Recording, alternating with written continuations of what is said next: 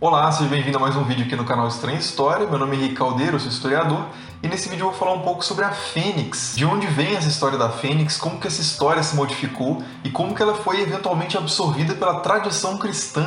Então, se você se interessa por esse assunto, já clique aí no gostei, se inscreva no canal e vamos pro vídeo.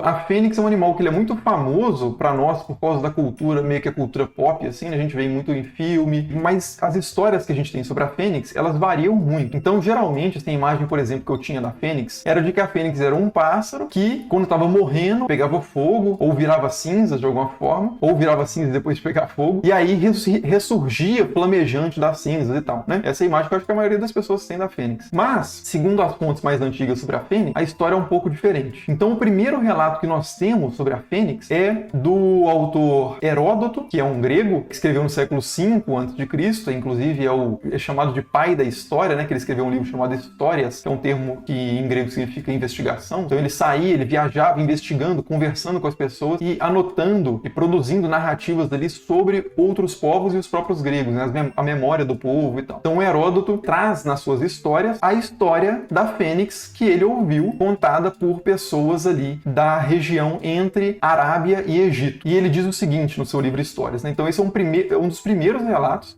o primeiro que eu encontrei sobre a fênix. Diz o seguinte: existe uma ave sagrada denominada fênix. Não a vi senão em pintura, pois é raramente encontrada. E a acreditar nos habitantes de Heliópolis, só aparece ali de 500 em 500 anos. Se é tal como a representam, tem a plumagem das asas parte dourada e parte vermelha. No porte, assemelha-se sobretudo à águia. Então já é bem menor do que eu imaginava, por exemplo, que eu sempre imaginei a fênix gigante. Informaram-me sobre uma particularidade bastante curiosa e um tanto inverossímil com relação a essa ave sagrada. Então o próprio Heródoto tinha uma certa desconfiança em relação a essa história. Dizem que ela parte da Arábia com o corpo do pai envolto em mirra e se dirige para o Templo do Sol, onde lhe dá a sepultura.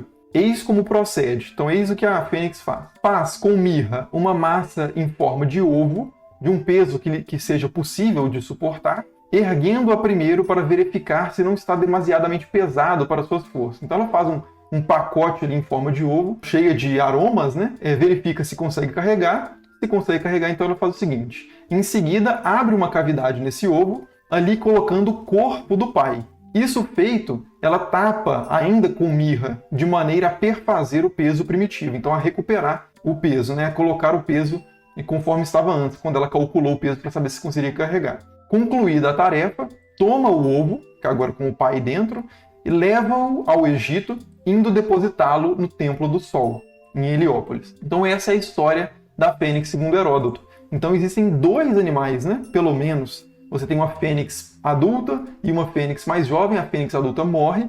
A fênix mais jovem pega essa fênix adulta, o pai dela, faz uma espécie de ovo ali com alguns aromas, coloca o pai dentro, carrega o pai nesse ovo para Heliópolis, e lá em Heliópolis esse ovo é depositado no Templo do Sol. Inclusive o Heródoto nem conclui falando que a fênix ressuscitou. Mas a ideia é de que, como ela está no ovo, agora vai nascer uma nova, né? Fica implícito. Então é bastante diferente. Primeiro que não tem nada pegando fogo no relato de Heródoto. Não tem nada... A fênix é bem pequena, né? Do tamanho de uma águia, mais ou menos. E são dois animais, pelo menos, né?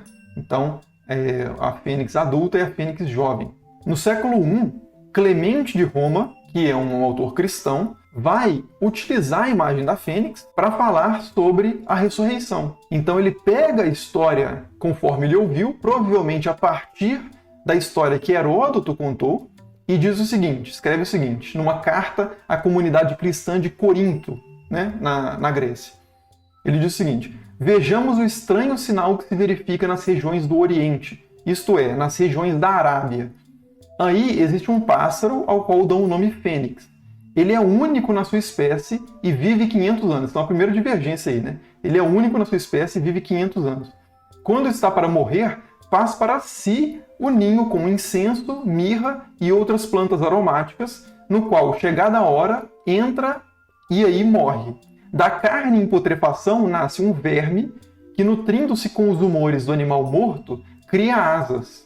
Então, a própria fênix morre, se putrefaz, nasce um verme dessa fênix e come os restos ali da ave, e aquilo que ele comeu transforma ele na própria fênix, né? Ele, de certa forma, encarna, né, a fênix. Depois, ao adquirir força, pega o ninho onde jazem os ossos do seu antepassado e, carregando, vai da região da Arábia para o Egito até o lugar chamado de Heliópolis. Correto, foi isso que Heródoto falou.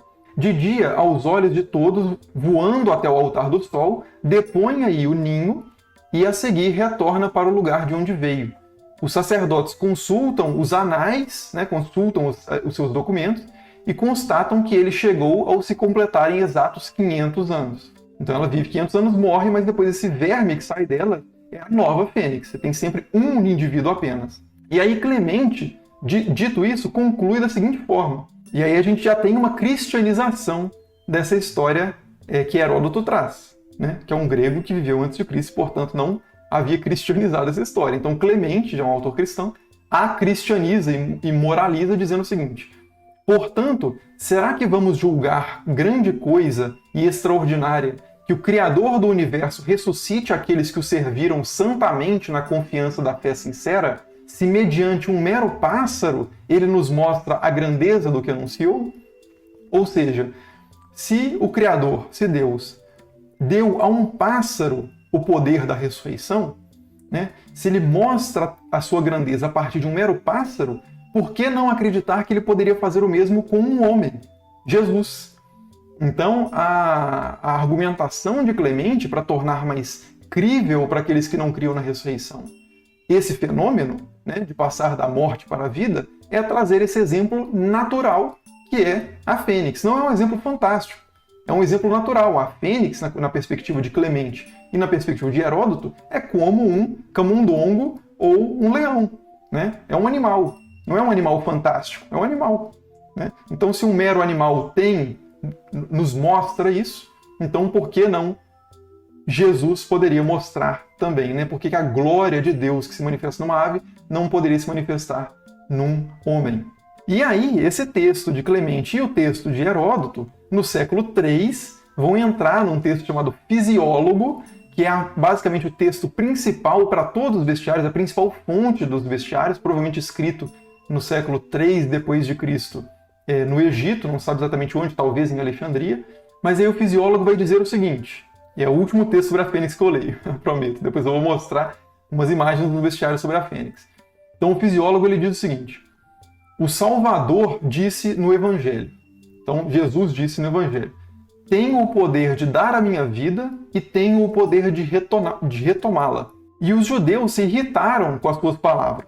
Aí o Fisiólogo diz, há uma espécie de pássaro na terra da Índia, então geografia aí talvez não tão precisa, que é chamado de fênix, que entra na floresta do Líbano depois de 500 anos e banha suas duas asas em fragrâncias. Ele então sinaliza para o sacerdote de Heliópolis. Quando o sacerdote é avisado, ele vai ao altar e empurra a ave com galhos. Então ela entra em Heliópolis banhada em fragrâncias e sobe no altar, onde acende o fogo e se queima. Olha o fogo aí, né? Acho que pela primeira vez. No dia seguinte, o sacerdote examina o altar e encontra um verme nas cinzas. No segundo dia, no entanto, ele encontra um pequeno passarinho.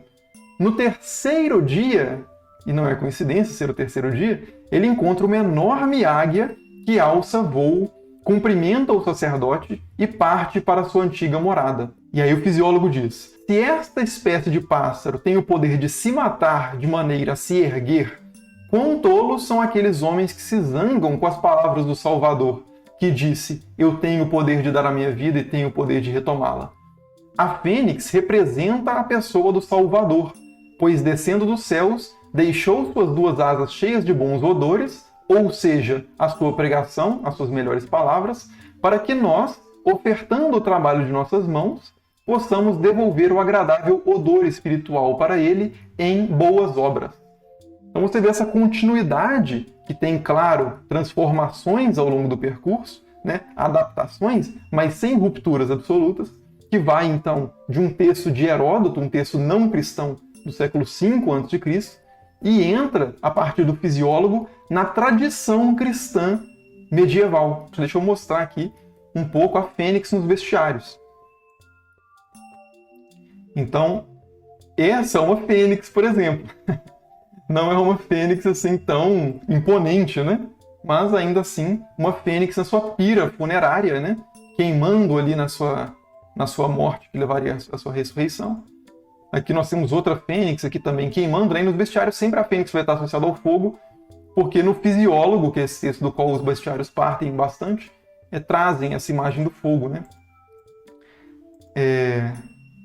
Aqui nós temos a fênix queimando na sua pira funerária. Aqui também, né?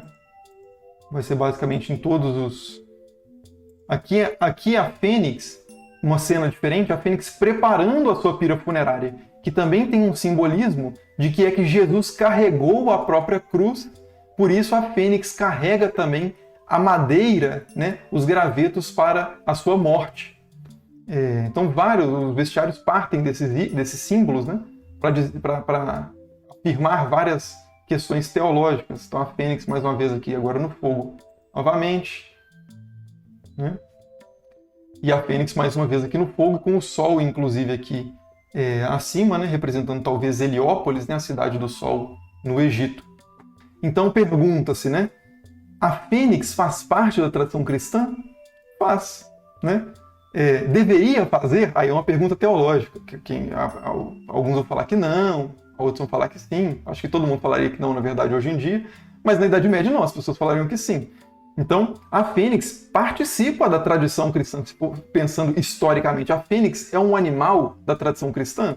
Sim. Essa história foi lida amplamente ao longo da Idade Média, utilizada em sermões, serviu para explicar o mistério da ressurreição para os leigos. E outro detalhe é que, em determinado momento da controvérsia sobre a ressurreição, quando alguns diziam que a ressurreição seria a ressurreição do espírito apenas, e outros diziam que a ressurreição de todos os cristãos seria uma ressurreição na carne, ou seja, o corpo também ressuscitaria, o texto sobre a fênix contido nos bestiários vai ser utilizado largamente para defender a posição de que o corpo ressuscitaria também, porque a fênix ressuscita corporeamente, e ela é o símbolo da ressurreição. Então, é um argumento que vai ser utilizado numa discussão da pesada teológica, né?